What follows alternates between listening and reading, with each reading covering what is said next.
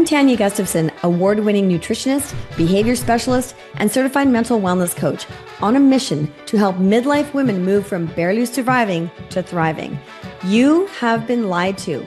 Weight gain, mood swings, hot flashes, brain fog, despite what the world and even your doctor may have told you, do not have to be your story. You are not broken. You've just never been shown how to fuel your body in a way that creates hormonal balance. Fit Woman Podcast is where we expose the lies and share all things to help women take back control of their health, hormones, weight, and mental wellness and thrive through midlife. I'm so glad you're here.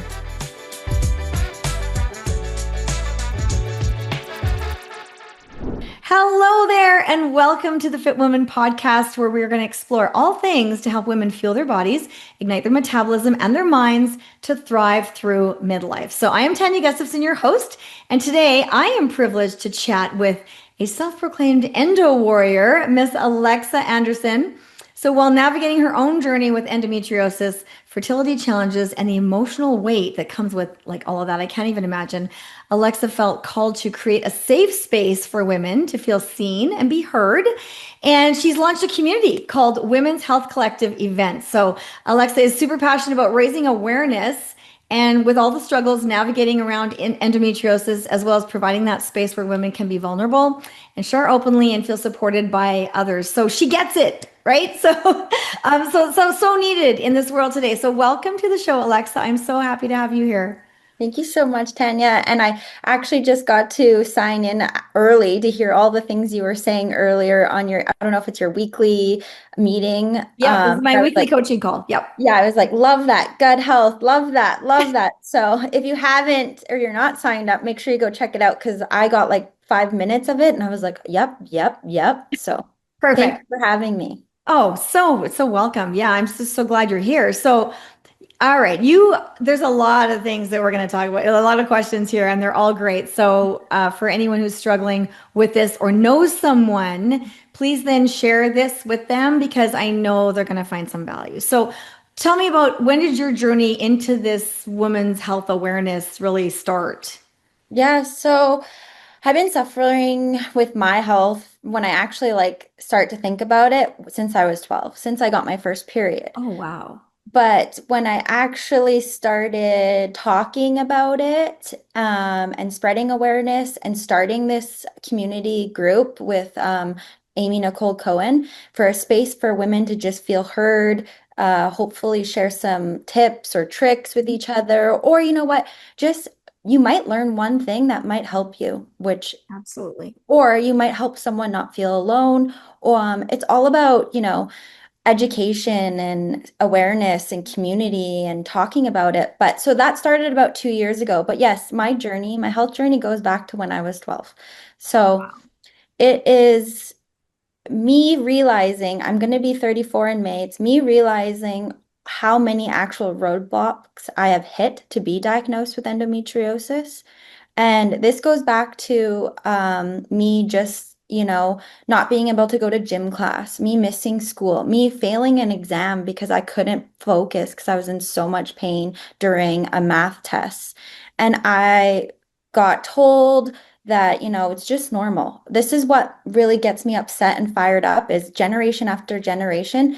And I speak not, yeah, mostly it's like on endo, but I speak on women's health in general. I am not a doctor. I'm not a nutritionist. I have no medical background, but I'm living experiences and working with lots of women in the community to try and help bring awareness and help women not suffer in pain. And this goes for women with PCOS, menopause, like all these kind of things. We need to talk about it. So it goes back to 12 years old. So I want Wow. moms that are listening, if you have a daughter that is suffering with painful periods, we have been told go on birth control, do this, take some medication. It's normal.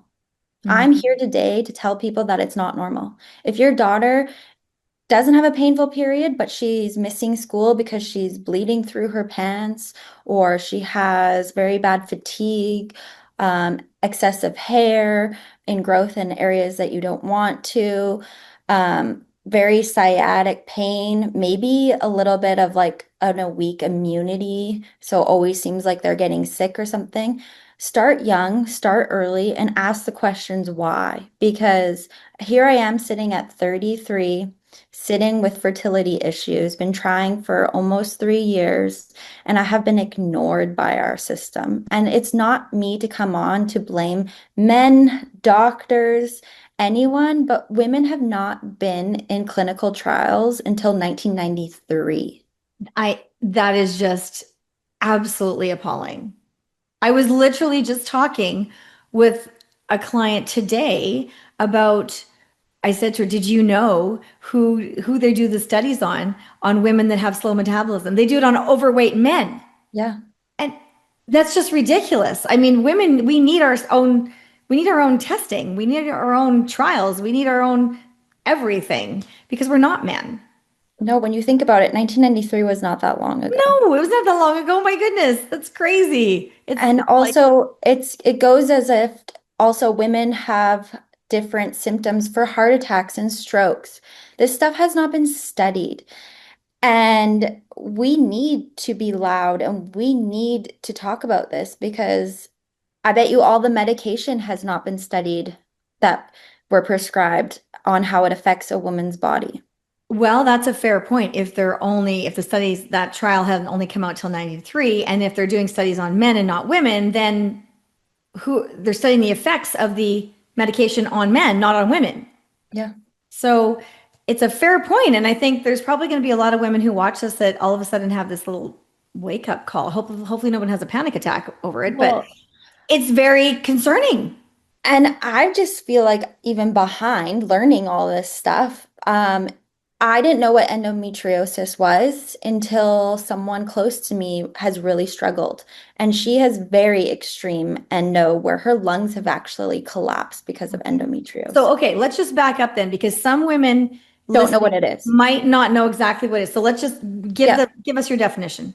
Okay, so endometriosis, which is a long word and takes forever to learn, I just say, let's short form it. Call it endo. Call it endo. We'll do It's that. a chronic condition where tissue similar to the lining of your uterus grows outside the uterus. So typically that's growing inside and you're flushing it out.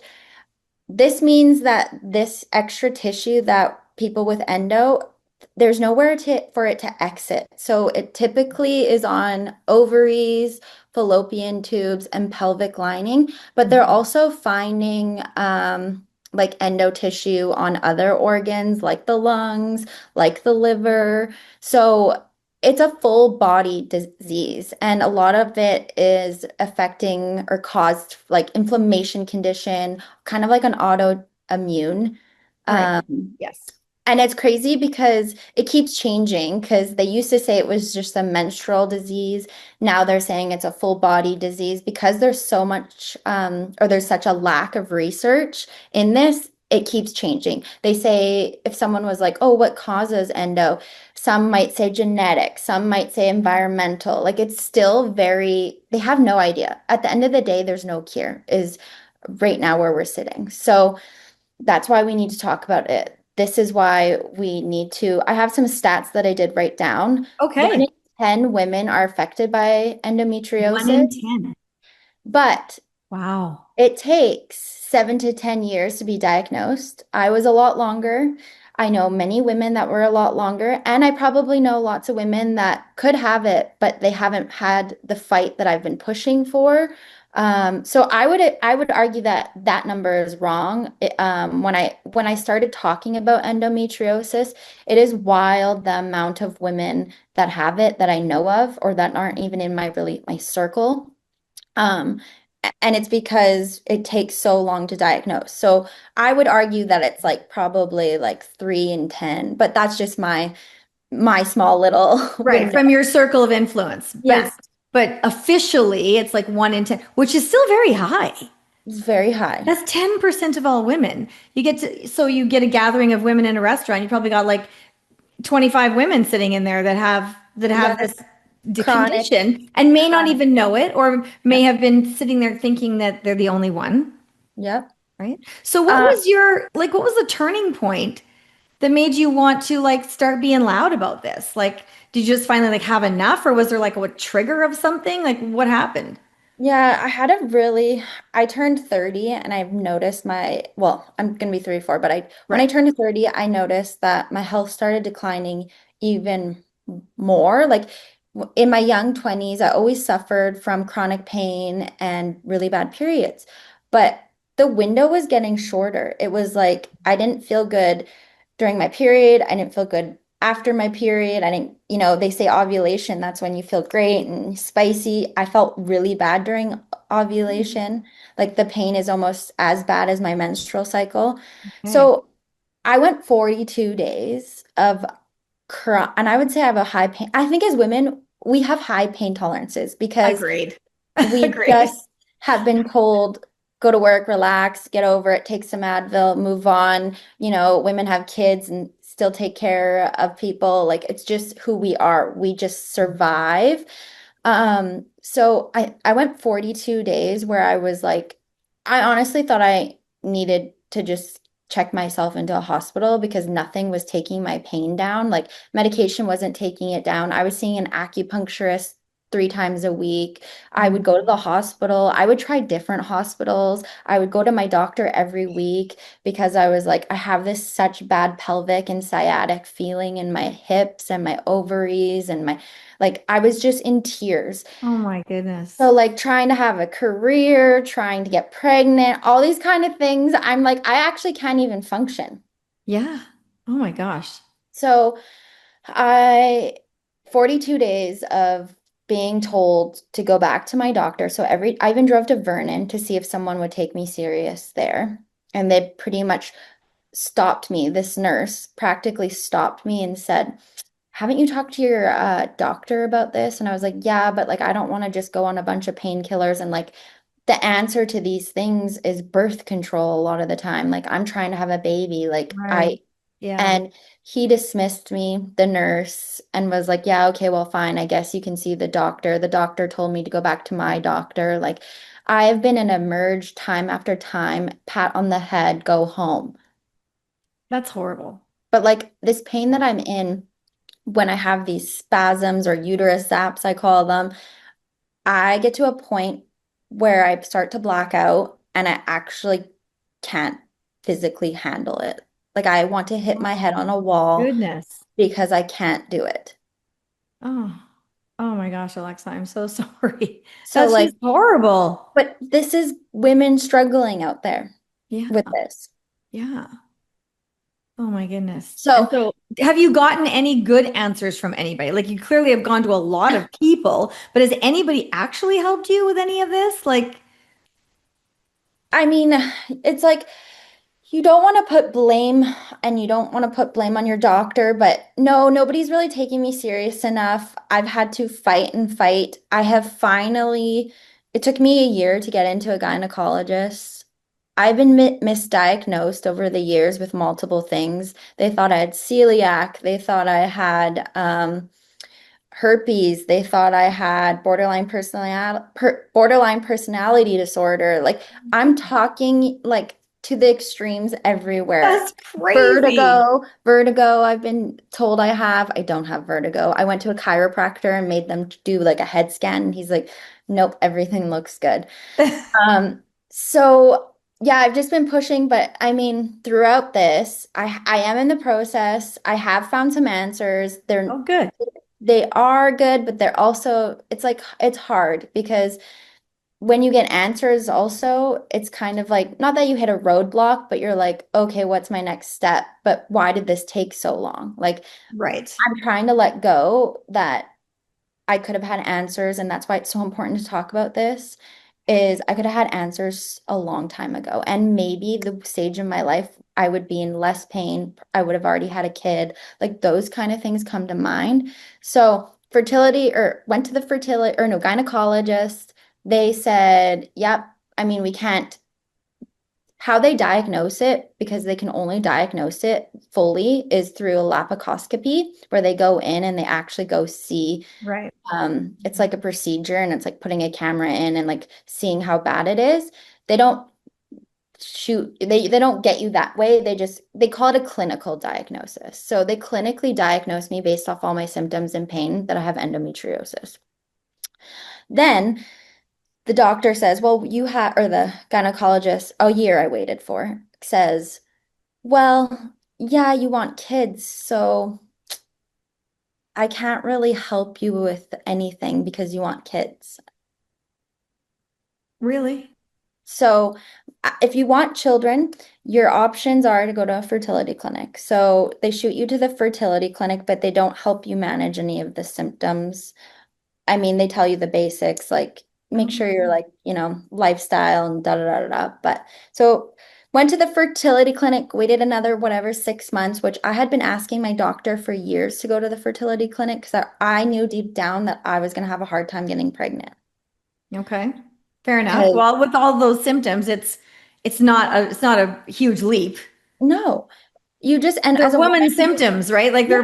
they're cycle symptoms. It's not like a huge leap that there might be a bit of a hiccup there. Well, and I think you preach it probably also your period tells you a lot. So if you're having Hmm. very painful periods or like, are really struggling, there's something inflammation, like there's stuff that's not going to help make you probably easy in trying to conceive. Right. So I had this feeling that I was going to struggle with. So I'd been begging and begging, just wanting to know my options. And this is why I Right. want education like early on for girls and men to hopefully one day a perfect world is women get to, get all these tests that I'm having now at a young age so you can know your options so you don't get at these roadblocks. And my roadblocks are not even bad compared to, some women out there. Like every story there's always a worse story. Yeah. But so I'm in the process, took a long time to get into fertility clinic. They finally did an internal ultrasound. I had been begging for an internal ultrasound for years. It seems like that they should just be doing that. That's what I thought. And I even went to Vernon for just No. like to get ahead to get up for just a outside like pelvis ultrasound before Right. that. Like I have asked doctors to put me on, I will travel 4 hours to do, treatments or tests because the waits are so long. But Exactly. it took, yeah, 2.5 years to get me in for an internal ultrasound. So I got that. Everything looks good. I have lots of eggs, which is exciting, and that's a good Woohoo! positive. But Fantastic. um, I just did, and this is where I'm like, I'm not a doctor because of the terms. And then I recently just had a test done at the hospital where they shoot blue dye in you. I can't remember the name of it. Right. Yeah. And they It's do it, escaping me it too, but starts with an H or something. yeah. Um, they do an x-ray on your uterus to see if your Okay. fallopian tubes are open, which super painful. I thought it was going to be like an easy procedure. I'm like, oh yeah, you're just shooting some blue dye up there. You're like getting a pap, and then you're just getting, I almost puked on the table. Oh my gosh. So I just think if this was a man getting this done, would they be sedated? Would they have medication? Like probably. But anyways, I found out my fallopian tubes are blocked. Most likely, probably Oh. endo are blocking my tubes. Okay. So can they do anything for that? So I'm on a wait list to do a procedure at the hospital. Again, it's like a tubular something where they go in, it's longer, and they try to unblock your tubes. Right. So if they're successful, then I might be able to conceive naturally. The problem with this is they A might not be able to block them. Okay. And then also on top of it, apparently you unblock them, but they can block up pretty fast again. Okay. So Gotcha. you hope you can every woman wants to conceive naturally. That is the Yeah. goal. Yeah. But my next resort would be IVF. Okay. But in all of this, yes, I want a baby. I've always wanted a baby. Some women don't want a baby. So if you're Right. not in that route, it is women should not be in this pain. No, regardless, yes, you're right. Regardless of whether you want the child or you choose not to have children or you didn't know what was going on and you waited too long and you couldn't have children, whatever it happens to be, we shouldn't be waiting in pain for so long. No, It's other things show up for people and they get in right away. Or, you know, I mean, we have some private clinics now, even for some things, but yeah, it just should not take years and years on a wait list to do an ultrasound. no. And Not at all. I just want younger women or like moms with teenage girls or all these kind of things. It's like stand up for your daughters, stand up for these generations. Our mothers were, t unfortunately, our grandmothers, they lived it. They lived in pain. They didn't get any kind of treatment. We're in this new stage where women are starting to talk about it. Women are starting to be a bit louder, but we have to continue. It is crazy the amount of people that have also given me shit for sharing my stuff. Really? I have had people judge me for sharing. I have had people tell me to stop blaming men. I have had, loved ones worried for my mental health, which is like, okay, fair. But if we're all just told to be quiet and shushed, nothing will. And yes, I'm not going to change the world, but if all of us together, can help one person out or get seen, like maybe there's a girl out there that's never even thought she had endo, and you start to look into it earlier, and you're at least in your 20s, and you don't have to maybe be at the step that I am at with infertility. Or like my friend whose lungs collapsed, maybe if she was diagnosed younger, she would have had a procedure or surgery or something, or could have gone on top of it or changed her lifestyle sooner so she didn't have her lungs collapse and almost die. Oh my gosh. So what do they do for someone like her? Like, can they clean out her lungs? What do they do?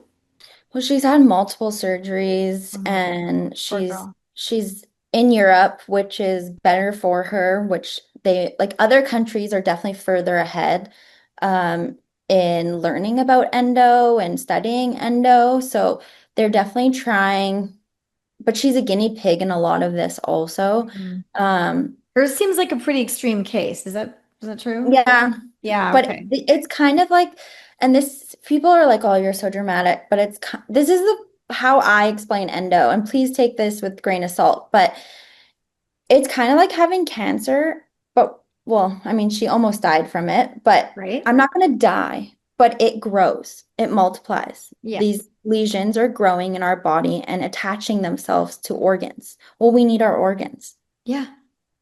And once you start, attaching to certain organs, you start to develop new autoimmune diseases. You develop new problems. That's why, like, the endo list kind of, if you ask me all my symptoms, they just kind of grow. Like, over Mm. the years, they've grown. So what I, would be like the first symptoms that you would get someone to that should red flag them? Is it the pain? Is it the heavy flow? Is there something yeah, else that goes with that? I would say a big one would be painful periods. I think Okay. that's huge. Exhaustion is huge. Uh, I think it's hard being a teenage girl to begin with because you're hormonal and Right. Oh, for changing. sure. Hmm. But I always knew something was wrong with me when I was a teenager. Like I do feel like I have that intuition, and some people don't have that, deep I think knowledge we of their all own have it, but body. I think sometimes we've been sort of shushed to not listen to Yeah. it. Yeah, or don't tap So into it. right. So if you have So I'm going to extrapolate on that. If you have sort of an inkling that something may be wrong, if something keeps Yeah. coming back in your mind, like this isn't right, or whatever that little niggling is, I Mhm. think maybe don't ignore it then. Well, yeah, I would track your cycle way sooner, even if you're not trying to get period, but track if it's painful 1 month or when is it Okay. painful. Like, Right. I wish I started doing that a lot sooner, tracking my cycle. Um, I mean, everything that you preach and teach, like about gut health, I have done nothing but study about gut health. Mm. I am doing a lot of, and not everyone financially can, and I've put a lot of money into just trying to manage my symptoms, but I've done, tests, like I've paid out of pocket to try and get more data about my body. So I did this like biome. It was like a stool test, saliva, and blood. And I Okay. found out that lemons are really bad for me. I love lemons. I have a lot of lemons. Yeah. But if it's Don't not going to work for watermelon you, yeah. because Geez. every body is so unique. Yeah. Hmm. Um, but I have sent clients before to do a live blood analysis. There's a guy in very cool. Kamloops and there's one in Summerland that they do really great ones. And he actually, the one in Kamloops, and maybe I think the other one too, they don't want to know anything about you before they look at it. I like that. They go and they look at everything and then they tell you what they see based on what your blood is doing. That is very cool. It's very cool. And so, yeah, I mean, I've had a couple clients that I've referred there because it's just, I could only go so far with them. And then it's like, there's something else going, like, there's something going on here. Like, what Yeah. is happening? Find the root cause. Find the And root cause. right. And so when they went there, like one was so on the floor in pain, they thought she had to take out her gallbladder. They sent her home from the hospital. She never did. She ended up going there, long story short, but finding the right foods that didn't agree with her and pulling them out and then still balancing her blood sugar and things like that. Within 2 days, the pain was gone.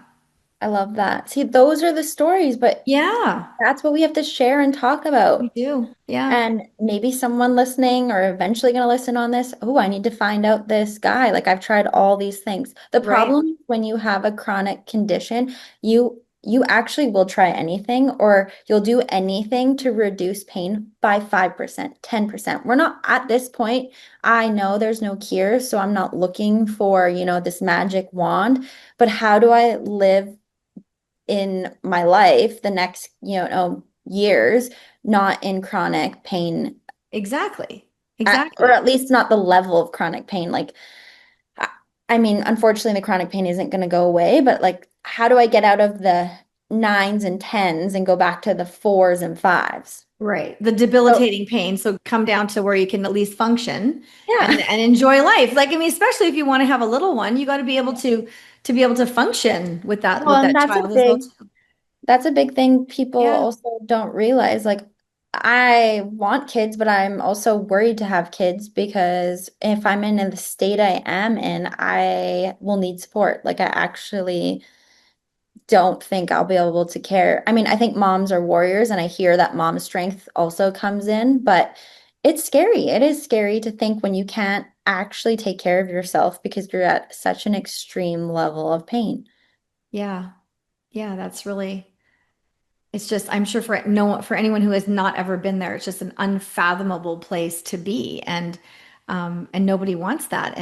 And I'm really thankful that you're speaking out because I had no idea the stats were that high. I knew I had heard it more often in my practice, but I had no idea the stats were that high. And so, like, do you have stats from, because I haven't looked this up, but Mhm. do you have stats from like way back, and has it Increased. increased, or is it because I don't ever remember like my mom or my nana or my grandma or anybody being in pain, like they were just, it wasn't. And so I don't know, genetically maybe that's different in my family, maybe whatever. I mean, I had back pain with my cycle till I was like 40, and when I learned about inflammation, I got rid of the inflammation. Miraculously it went away, you know, Yay! and I That's had no more the pain, win. and I was like, Woohoo! how did I have to wait till I was 40 before, Yeah. like, why isn't anybody telling me this before? Yeah. Yeah. But yeah, as far as those debilitating, like can't function sort of things, I never saw anyone in my family with that, Yeah. nor did I see anyone that I went to school with like that. Maybe one person in high school who Mm. complained a lot, Yeah. about things like that. And I was just remember thinking, oh, that doesn't sound very nice. I'm really sad Yeah. for her. Like Yeah. I 'Cause didn't know what to do. I'm like, I'm so yeah. sorry for her. Like, what else do I do? Well, it's hard to relate because there are women out there and like Yeah. I am so happy for you, but they're like, oh, I've never really experienced a cramp, or yeah, my periods don't really bother me at all. And I'm like, holy, what is that like? But I think there's a lot of things. Like, I mean, as we've been saying, women have just been started to be studied. So your grandma, even if she wasn't in pain or whatever, but women weren't studied. So, True. but I do think there's an increase, and there's several in reasons why I think there's an increase is look at our food system.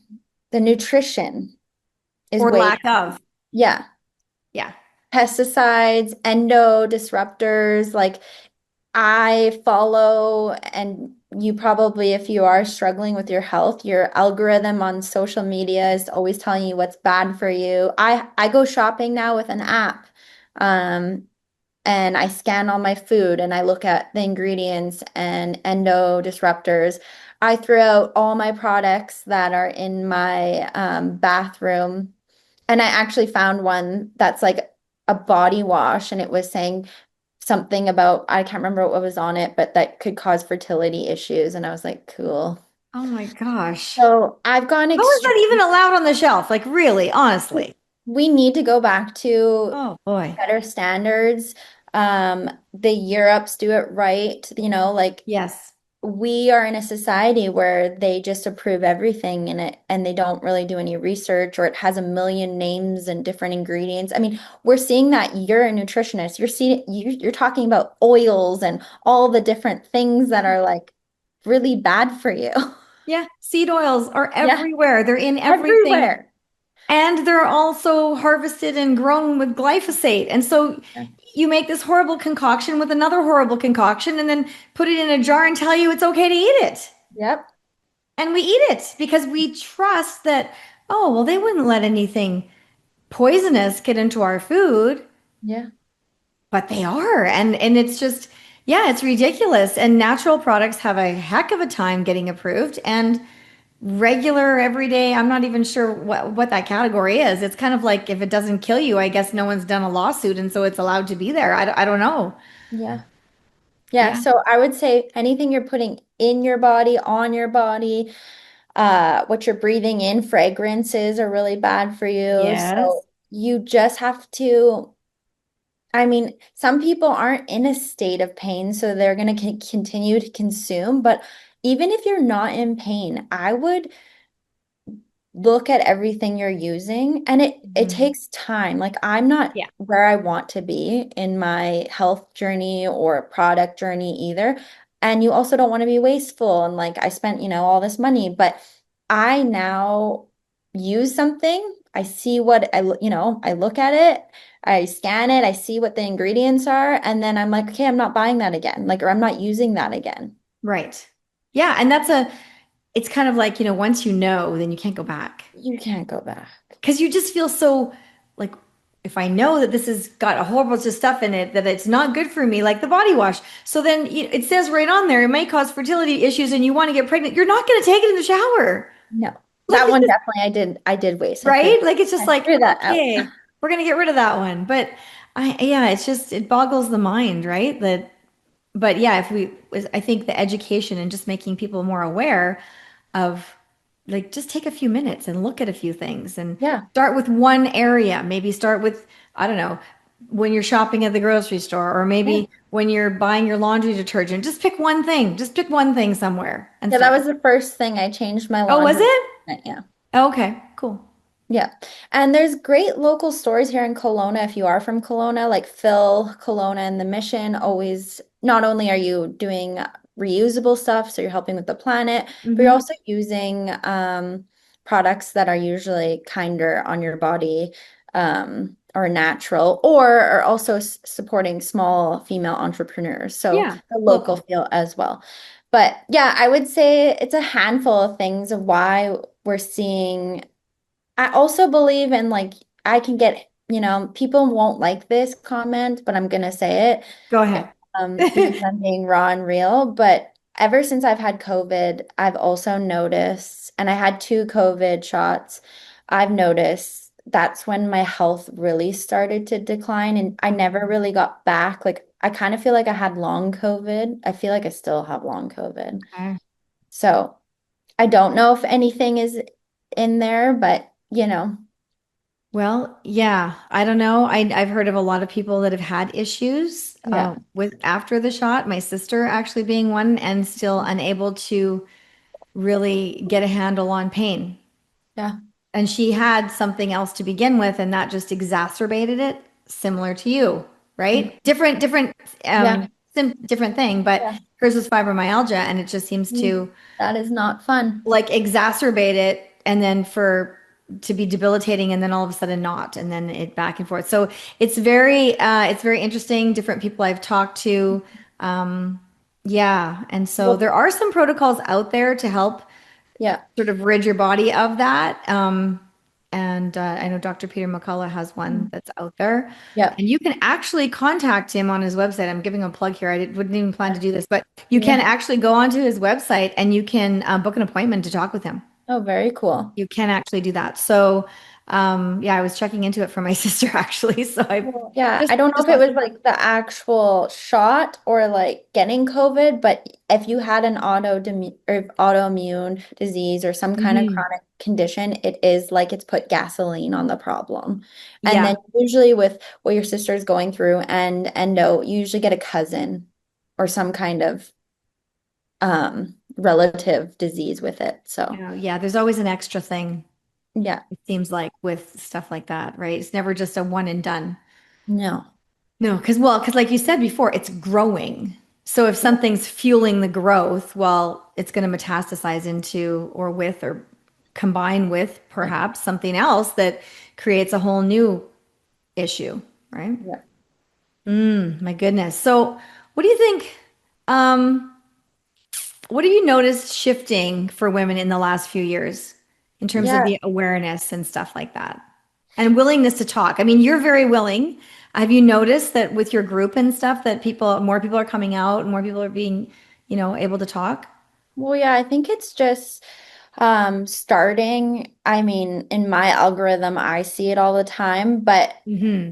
it's even like educating my mom. My mom didn't know all these things that I'm talking to her about, and she probably had endo, but she had kids young, and a theory is if you have kids, it also helps with the pain or it helps stop grow it, or I don't really know. They don't fully know, but like there's those theories out there. Hmm. But I watched my mom really struggle with menopause and still struggle and hormonal shift and I'm teaching her things that she's never heard about. So, and she's now seems to be very like interested and standing up and talking about it. So Cool. it's just getting women comfortable talking about it. I think it's like we come in this world of don't talk about your periods, don't talk about female things, don't talk about hormones. Like I have seen a transition.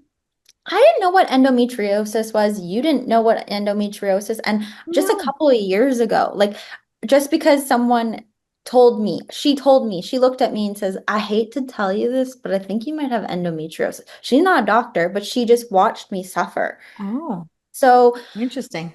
I am seeing all ages, all generations talk about their health stuff. Are there lots of women that are still like for sure? And I Hmm. hope that you can feel confident one day or in a group or other women or you're not alone and talk if you're suffering right now alone, it is so lonely. It is so lonely. One of the best thing and the thing that keeps me going is even though I get some pushback from people for sharing so much personal stuff on my socials, I do get people reaching out that I haven't talked to in years, thanking me, saying, "Oh my God, have you tried this? I've tried this," or "I'm still struggling with this." So you start to build a community. And that's why we're doing these quarterly events. They're not paid, they're not for anyone to sell their business products. We have a speaker, we had a pelvic floor therapist in one time, we had another nutritionist one time. We are doing a counselor on our in our new year one, like she really focuses on women's mental health. Nice. Um, it's not meant to sell or do anything. It's just meant to come network. If Tanya wants to come, and I mean, you have programs, you have systems that you've done. You've struggled with health things. You have that voice. If you can come and connect with someone, and you might know someone, or you're like, you need to go see the guy in Kamloops because that's, Right. Yeah. It's all about or connecting people. it's just having a conversation and letting someone be heard.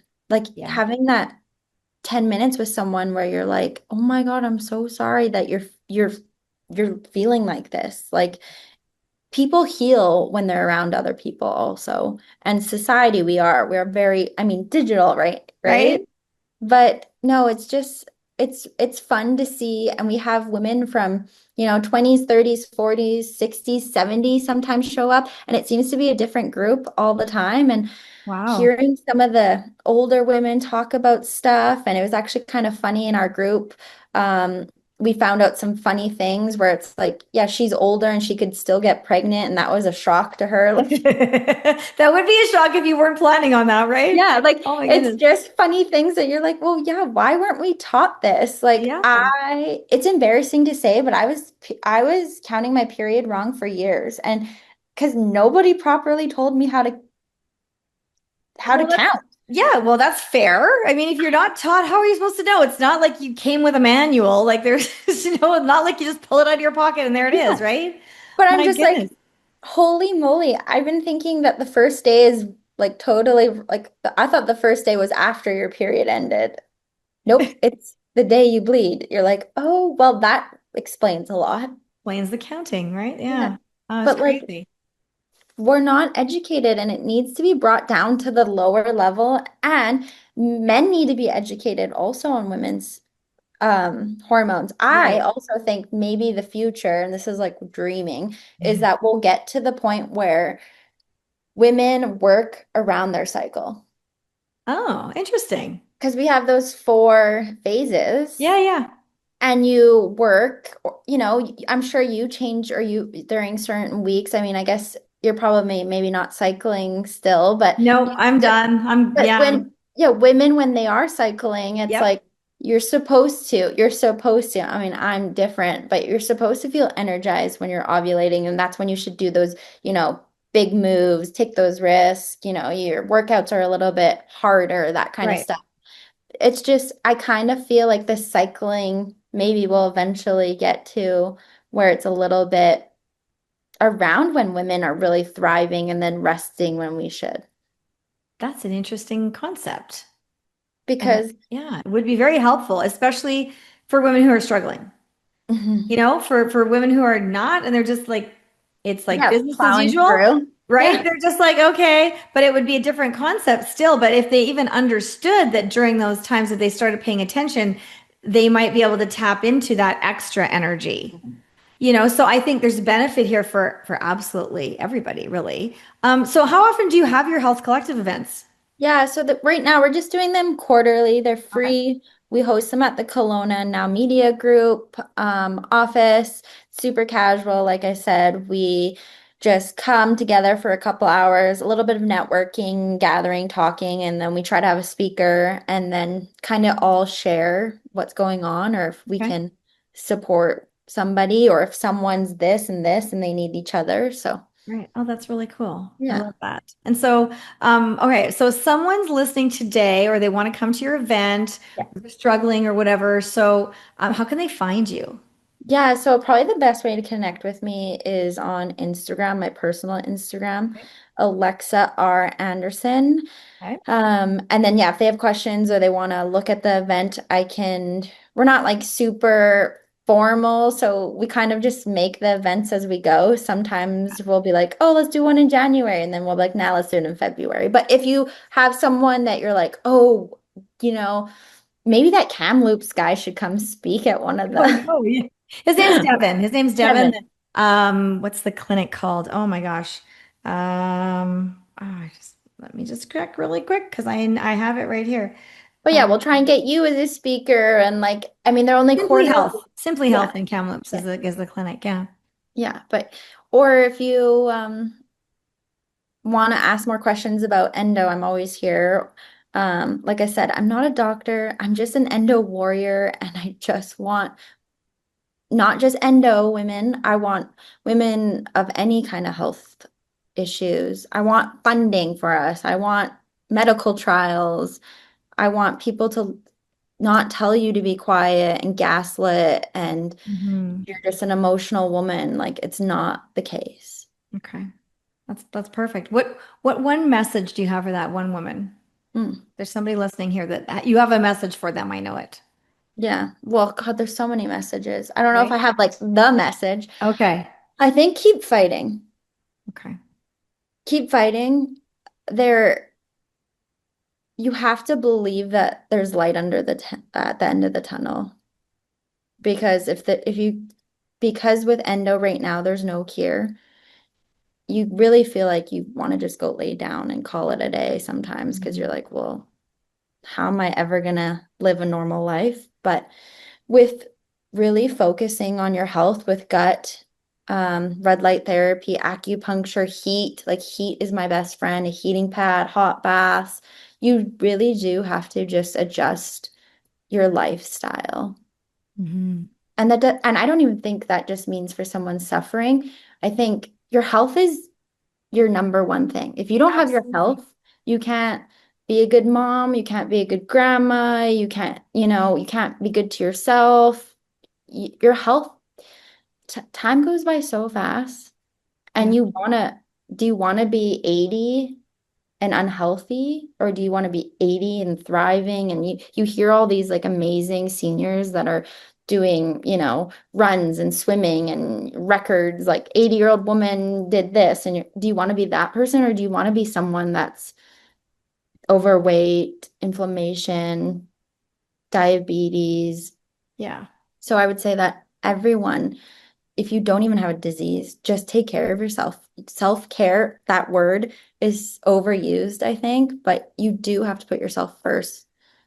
It's like that silly saying about when you're on the airplane when they're like, make sure you put the oxygen mask on first Yes. before Yes. anyone else. Same kind of thing. And as Yes. women, I mean, I don't have kids, but I can imagine is we always put masks on others. I think in our lives, we're Mhm. always putting actually the masks on the other people first. Yep. So what if we all just focused on ourselves first, made sure we're, healthy, and then we put the masks on the other people? Right. No, self-care is not selfish, it's necessary. It is. Yeah, because you're right. You're absolutely right. Yeah. Well, So it's thanks. that silly saying. That's not a silly saying. Yeah. Everyone in the whole world agrees with you about the Yeah. airplane. Like Yeah. everyone in the airplane, they know it's Yeah. like, dang, the oxygen comes down. I need to have Yeah. mine first before I help. But then in real life, we're No, like what are you gonna exactly what do? you said. It's like everybody else comes before you, even the dog, and you're at the Yeah. back of the line, right? Like Even the dogs. even the dog, right? So that's kind of got to stop because it can only go on for so long and you can't pour from an empty cup. And when the cup is empty, then No, what? and this is why yeah, where you see women being burnt out or having these issues, or maybe you were fine your whole life and now it's all bubbling to the top. But for what you're doing and what you're teaching and you're showing women is you don't have to go through this transitional life Right. feeling like this. You can get ahead just because even in your 30s, your health right now matters. It So so if does. you're not working on it now, then you might have that hard transition. You might you're more likely to, for Yeah. sure. And so yeah, keep doing all the great things that you're doing. Keep Yeah, you sharing. too. Thank you. And thanks for joining me here today. That was an amazing chat. And I know that there are going to be so many women that can benefit from this. And so, yeah, thanks again for coming on. We'll have to have you back again as you As I journey. as your journey goes through. We want to hear results. We want to hear what's Yeah. going on. Okay. Will you come back? Yes, of course. Awesome. Thank you so much for coming today, Alexa. Thanks for having me.